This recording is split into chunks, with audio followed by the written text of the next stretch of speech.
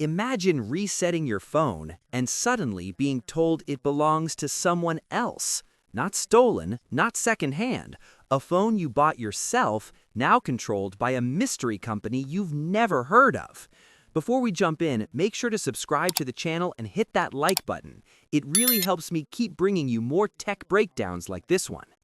That's exactly what's happening to some Galaxy S22 Ultra owners. And honestly, it raises a bigger question. Do you really own your phone? Here's what's going on. A number of users who factory reset their Galaxy S22 Ultra started seeing something strange during setup. Instead of the usual welcome screen, they were told the device is managed by an organization, specifically something called Numero LLC. And here's the worst part, there's no option to skip it. Now, this isn't a company phone. These devices were purchased normally from Samsung or trusted retailers. People used them for years without any issues. Everything seemed completely fine until that reset. And that's why this matters, because this isn't just a bug or a minor glitch. This is about control. Once that message appears, the phone effectively becomes a managed device. That means the organization, in this case Numero LLC, can potentially monitor activity, manage apps, and even wipe the phone remotely. Think about that for a second. A random, unreachable company having administrative-level access to your personal device. The reason this is happening comes down to something called Knox, Samsung's enterprise security platform.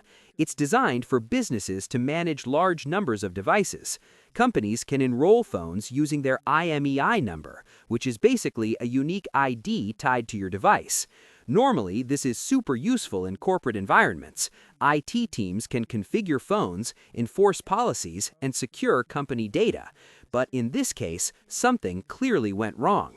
These Galaxy S22 Ultra units appear to have been registered under Numero LLC inside the Knox system. So when the phone is reset, it tries to reconnect to that management profile. And unless you grant permission to that organization, you can't continue setup. So your choices become pretty uncomfortable. Either accept that your phone is now controlled by an unknown entity, or stop using it altogether. And yes, people have tried workarounds. Installing a custom version of Android doesn't work. The lock exists at a deeper, hardware-integrated level through Knox.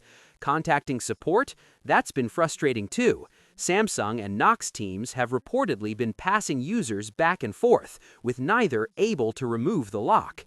So how did this even happen?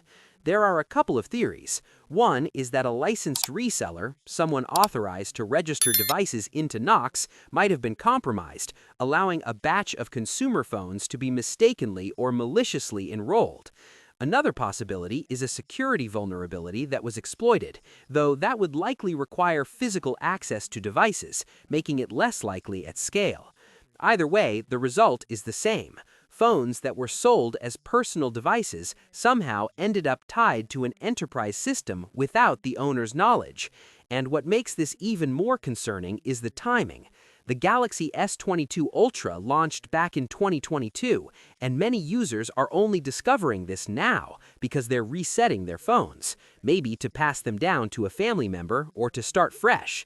For years, they had no idea their device might already be linked to an external organization. That brings us to the biggest issue here, privacy.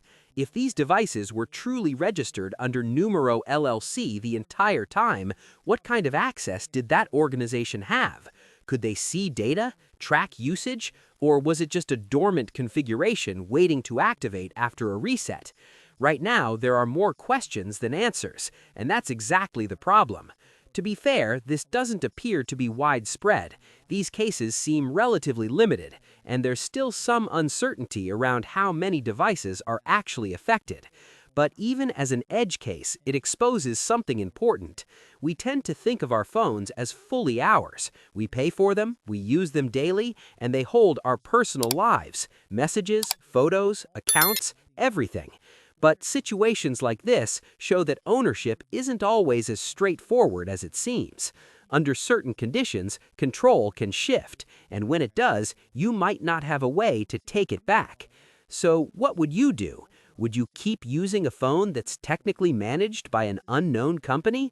Or would you walk away from a perfectly working device just to protect your privacy? Because right now, for some Galaxy S22 Ultra owners, those are the only two options. And that's what makes this story so unsettling, not just because of what happened, but because of what it reveals about how much control we really have over the devices we rely on every single day. What's your thoughts on this? Let me know in the comments section. See you in the next video. Take care.